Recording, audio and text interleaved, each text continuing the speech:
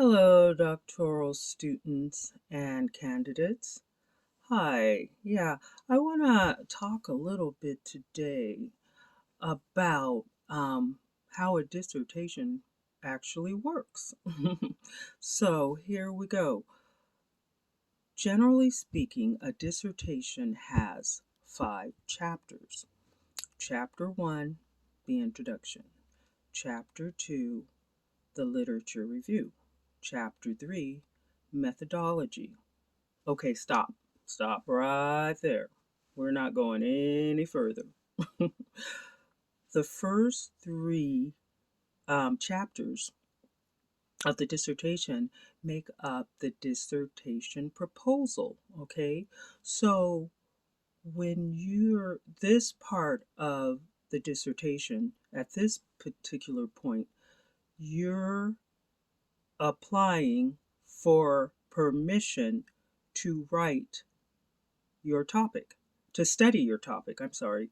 So basically, what you're trying to do, think of it like this: this is a proposal, right? Asking permission. That's what it is. It's basically asking permission. And in this permission, you have to justify what's missing from the research regarding this topic. And you have to justify why it's um, important enough to be studied. And then um, you have to show how you're going to go about it. All right. So, chapter 1 is almost like a mini dissertation, but it's not. You haven't done any research. So you're just kind of saying, well, if I'm able to do this research, I'm doing it because of this. And I want to contribute this to, the study of human resources, um, uh, diversity and inclusion studies. I want to business management. And then you say that's what I'm doing. Then uh, you want to, and this is important, talk about how you're going to do it, and that's your methodology. Okay, so you're going like, oh gosh, what methodology, what method should I use? What research design, qualitative, quantitative? How am I going to find the people? I'm going to do. But at this point, don't worry. You're just making a proposal. So you may not, when you do your methodology, it may change. And yeah, some people say, oh, okay, yeah, start with the methodology. Well, I'm not really sure how that works, to tell you the truth. I kind of go in order. That's how I did mine. And with the methodology, say that when you're putting together your proposal, you're like, I'm going to do a qualitative study where I go and I ask people open ended questions and I write down their thoughts. Okay. Fast forward to the future, let's say that you were granted permission to carry out your research project, your experiment. And then you revisit this qualitative method you had proposed, and you find out, oh, you know what? That's not going to work. I need to know a specific answer. Uh, I mean, not a specific answer, but I need to have a concrete idea of what's going on, not something I have to interpret. I need something that could be measured. And so let's say you decide to use a survey, and the survey says, like, for example, for organizational commitment and praise, you want to know if there's an influence, if something influences a person's um, inclination toward organizational commitment. And so you give them a survey that has, okay, on a scale of 1 to 5, how important is praise, getting praise to you? 1 means not at all, 2 means somewhat, 3 means kind of, 4 means I'm here or there, neutral, blah, blah, blah, and you go up. And, it's from one extreme to the other. So one has to be like negative to positive. So you need to have, you're going to get an idea. Okay. So it's not going to be like, not at all, sort of, kind of, I don't know, maybe. No, it's got to be from not at all to extreme, to extremely. Okay, so that's basically how those work. But anyway, you may decide that that's the actual method that's going to work for you. And so when you actually get to chapter 4, that's when you talk about it. That's when you talk about what you had proposed and what you ended up doing. Now, I'm not sure if you could go back and change your proposal and act like that was what you were going to use. I didn't have to change very much because I selected a quantitative method. And so when I got to actually doing my research project, I was kind of still on that same train of thought. So I didn't have to change things much. Um, but that's basically chapter 1. So it's kind of like your little mini dissertation, but you're just saying, okay, if I do the research, this is why, this is how, and this is what I'm going to contribute. Okay, that's pretty cut and dry. So then let's go to the literature review.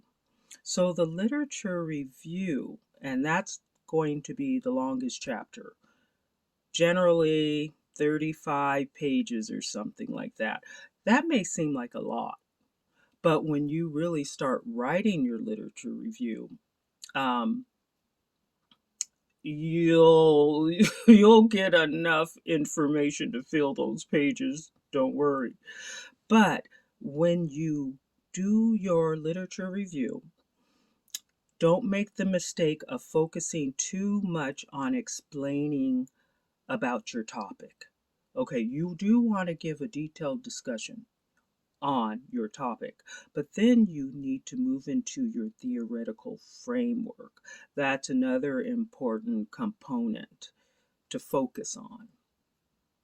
Okay, so I think a lot of students get stuck where to go with your literature review. And so this is where you really need to focus, because when you decide upon a theoretical framework you want to use, what theories you want to use.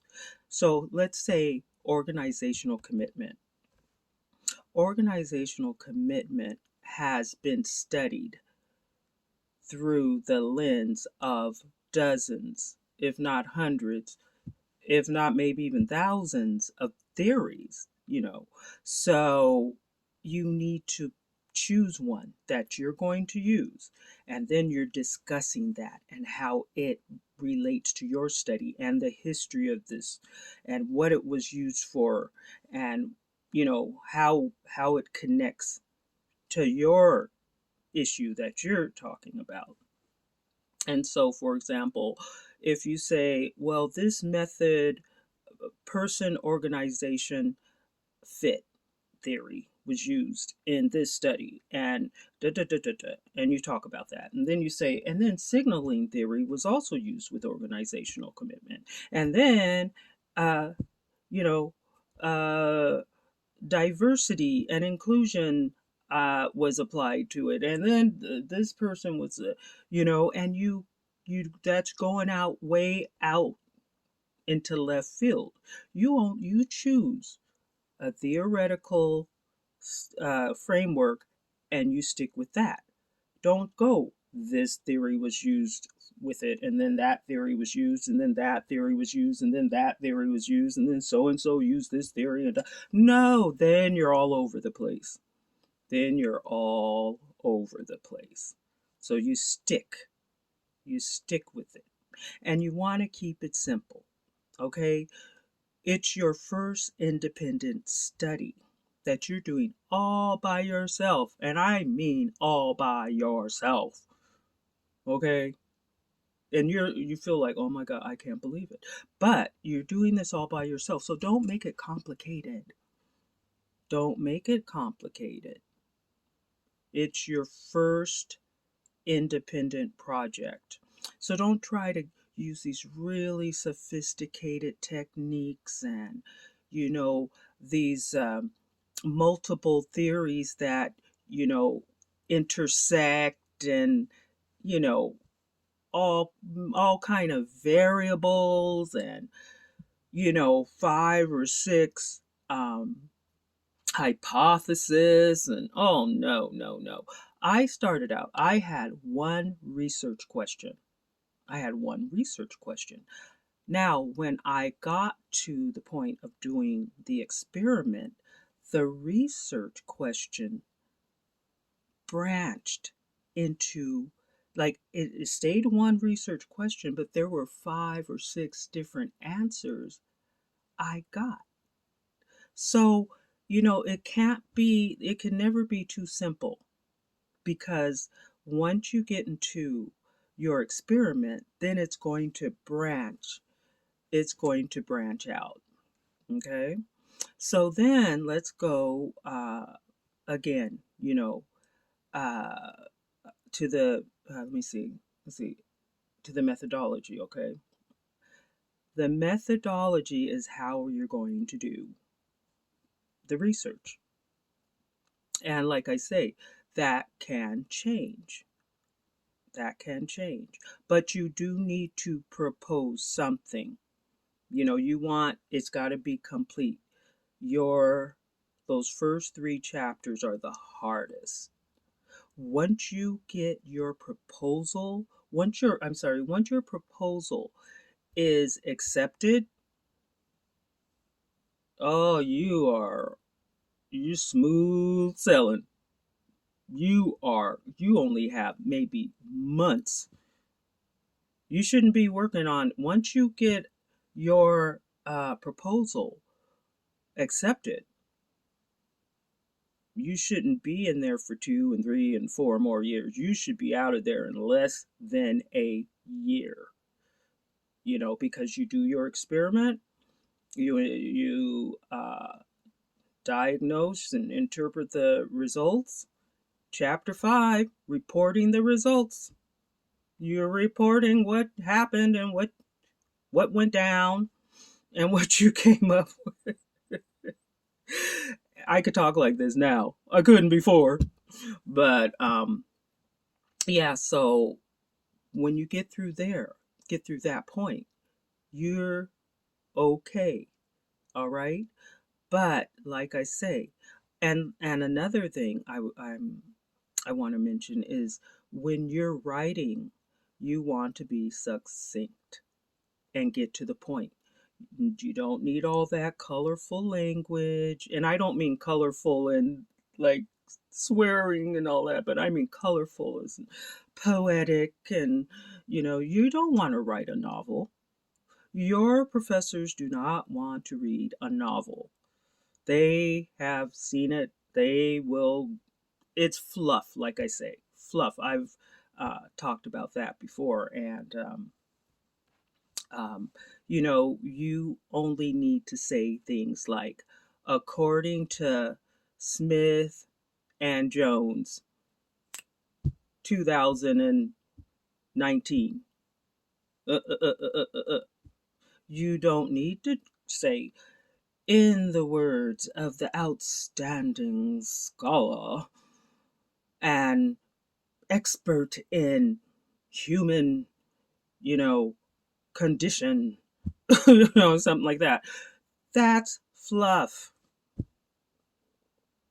Doesn't work. No. The professors are just going to take a red pen and scribble all over it. So don't try to do that. You want to get through. And the way to learn how to write research is by reading articles. Read the articles. Read and read and read and read and read and read and read and read and read until you can't read anymore. And then read again. You have to read constantly. And so, what you do is you are absorbing the language and you need to model the language. And so, that's what I'm saying. Don't try to reinvent the wheel when it comes to writing. You're not trying to write a novel. No. And a professor would probably appreciate a 90-page dissertation over a dissertation of 250 words with a whole bunch of fluff. It's a waste. And then, if not writing a dissertation is stressful enough, sitting up here thinking about how to write a single sentence, you could spend half an hour just trying to write a sentence. So don't do that. Write how other people write, as cliche as it may sound, and simple English. Do it. Do not try to sound all scholarly and, Shakespearean and all that. Mm-mm. That's just going to slow you down. That's going to slow you down. But anyway, yeah, that's what I wanted to mention today. I do want to break down the proposal a little bit more in some future discussions. I want to talk about sticking to the template. The mistake I made was writing 5,000 pages when it said 1 to 2 paragraphs.